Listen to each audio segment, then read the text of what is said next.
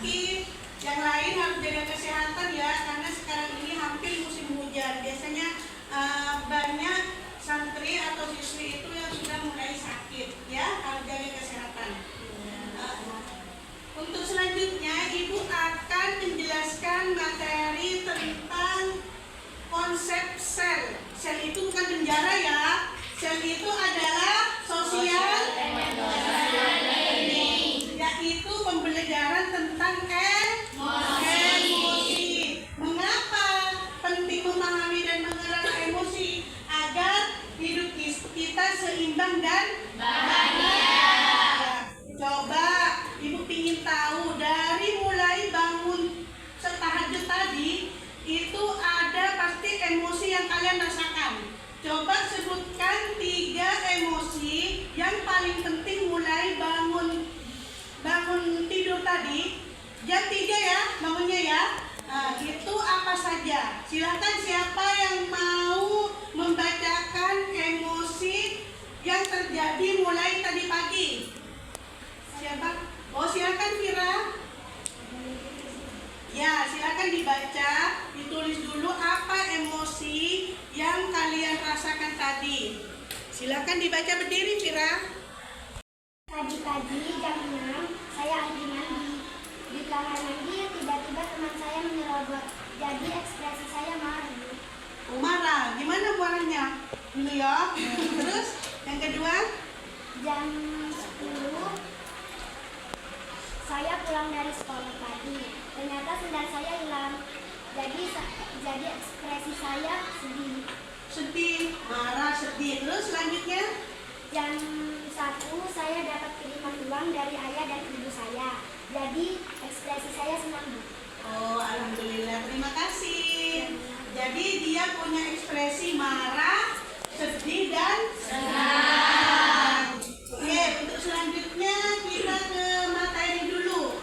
Konsep yang akan kita bahas adalah tentang emosi.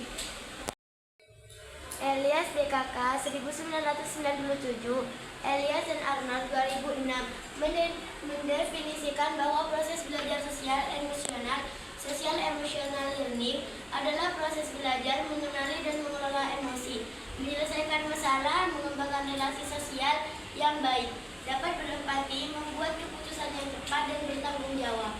Terima kasih. Jadi emosi sel ini, pembelajaran sel ini dikemukakan oleh Elias dan kawan-kawan dan Arnold ini. Ini adalah definisinya sosial emosional learning. Selanjutnya ada 5 kompetensi sosial emosional learning. Ada 5. Yang pertama adalah menyadari diri. Ketika kita emosi, kita itu akan sadar kan akan diri kita. Ini adalah kemampuan untuk memahami emosi, pemikiran, dan nilai-nilai yang mempengaruhi perilaku dalam berbagai situasi. Contohnya, saya bisa mengenali emosi saya seperti senang, sedih, takut, malu, dan khawatir. Seperti Vira tadi ya, ketika dia dapat kiriman senang, ketika sendalnya hilang dia sedih, ketika temannya nyerobot untuk mandi dia marah. Apakah kalian seperti itu? Iya. Atau kalian misalnya sandalnya hilang, senang saya sandal hilang, bisa beli lagi. Apa seperti itu? Tidak. Berarti itu kalian sudah mengenali atau menyadari diri. Terus yang kedua adalah mengelola diri. Kemampuan untuk mengatur emosi, pemikiran, dan perilaku secara efektif pada situasi yang berbeda. Contohnya, kemampuan untuk mengatur emosi, pemikiran, dan perilaku secara efektif pada situasi yang berbeda. Kalau misalnya marah, kita itu bagaimana perilaku kita? Apakah langsung kita itu marah-marah ke mbak-mbak atau teman-teman yang lain? Tidak. Ada yang tidak atau ada yang iya. Berarti kita harus bisa mengelola diri. Bagaimana kita itu bisa mengatasi atau mengelola diri kita waktu kita emosi. Terus selanjutnya adalah mengambil keputusan yang bertanggung jawab. Contohnya, saya memahami keputusan yang saya ambil dapat berdampak pada diri dan orang lain. Misalnya, kita marah tadi seperti Vira, sandalnya hilang.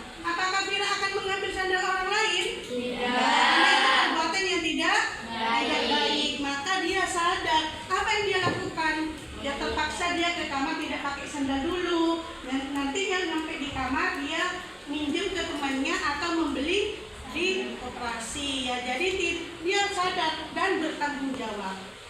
Terus yang keempat adalah terampil berelasi.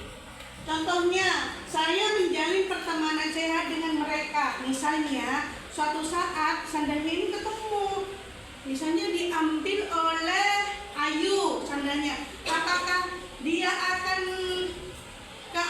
ke Ayu itu, apakah dia akan mencaci maki? Tidak. Tapi dia itu hanya mengapa Ayu kok sandal saya diambil? Karena dia harus menjalin pertemanan yang sehat.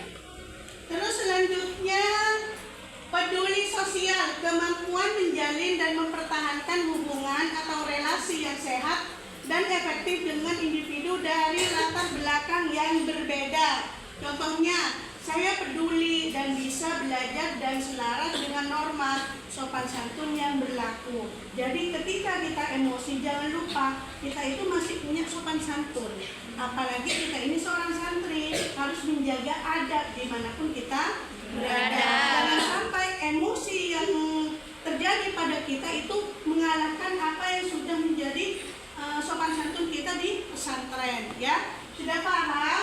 Sudah. Mungkin ada yang mau bertanya? Saya, Bu. Oh iya, berdiri Hijriana. Bagaimana caranya mengelola emosi? Oh ya, terima kasih, pertanyaannya bagus sekali. Bagaimana cara kita itu mengelola emosi? Sebenarnya ada beberapa pilihan yang menjadi yang dapat kita lakukan ketika kita itu emosi kita itu memuncak, seperti marah misalnya ya. Ini ada beberapa pilihan. Di sini yang paling efektif kita lakukan adalah membuat roda pilihan ya. Membuat roda pilihan. Seperti ini roda ya. Roda itu bunder ya, Mbak? Bunder. Ini ada beberapa pilihan yang harus kita pilih. Misalnya emosi itu kan marah ya, misalnya marah ya. Ini ada beberapa roda pilihan. Yang paling suka ketika kita marah misalnya apa? Yang pertama jalan-jalan. Ya, jalan-jalan. Terus yang kedua, menarik nafas panjang ya. Menarik nafas. Terus yang ketiga biasanya apa? Menghitung mundur. Menghitung mundur. Misalnya 1 sampai 10 dihitungnya dari apa? 10, 9 gitu ya. Mundur. Terus selanjutnya mendengarkan musik apa enggak? Ya. Mendengarkan musik. Terus apa lagi? Misalnya kita emosi, apa yang kita lakukan agar emosi kita itu tidak memuncak? Beli-beli, belanja ya. Belanja, terus apa lagi? Hah? Apa? Hah? Atau diam itu bagian dari menahan emosi. Terus tinggal 2 apa lagi? Apa tadi Zahra? Oh, refresh. Jalan-jalan itu sudah refreshing ya. Terus selanjutnya apa lagi yang bisa kita lakukan? Apa lagi? Ayo. Terus selain diam, apa yang biasa dilakukan ketika emosi? Tidur ya. Terus main bersama teman. Ya, karena di sini banyak temannya. Bersama teman. Ini adalah roda pilihan yang bisa dilakukan oleh kita untuk menahan emosi. Karena ketika emosi, jadi kita harus ada jeda. Misalnya kita marah sampai kita hilang, maka kita itu jangan langsung memuncak emosinya, tapi harus ada jeda. Ada sikap yang harus kita lakukan. Ini adalah roda pilihan yang bisa kalian lakukan. Ayo, siapa yang emosinya memuncak tapi dia bisa diredakan dengan jalan-jalan? Coba Gisel, dengan apa kalau Gisel?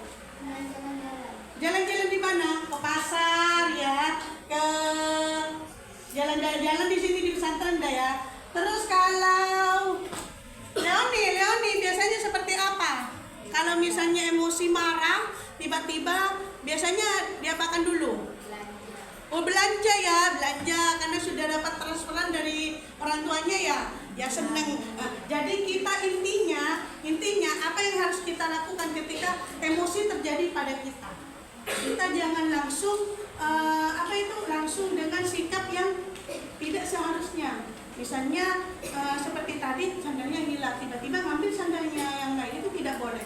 Maka harus ada jeda. Jeda itu apa? Jarak. Marah. Jadi kasih jarak dulu. Jaraknya dengan apa? Bisa dengan roda pilihan. Gimana? Sudah paham? Sudah. Nah, apakah ketika kalian emosi akan langsung bersikap yang tidak baik? Maka harus ada jeda yang positif. Setelah itu, misalnya kalau kalian emosi marah, dengan beli-beli, apakah emosi kalian akan berkurang? Nah, untuk selanjutnya, Ibu mohon ketika emosi kalian itu ada emosi marah, jengkel dan selanjutnya harus ada jeda dengan roda pilihan. Kalian harus mengaplikasikan dalam kehidupan sehari-hari. Oh ya, kalau sudah paham, mungkin hanya itu dari Ibu pertemuan pada siang hari ini. Kurang lebihnya mohon maaf. Wassalamualaikum warahmatullahi wabarakatuh. Waalaikumsalam.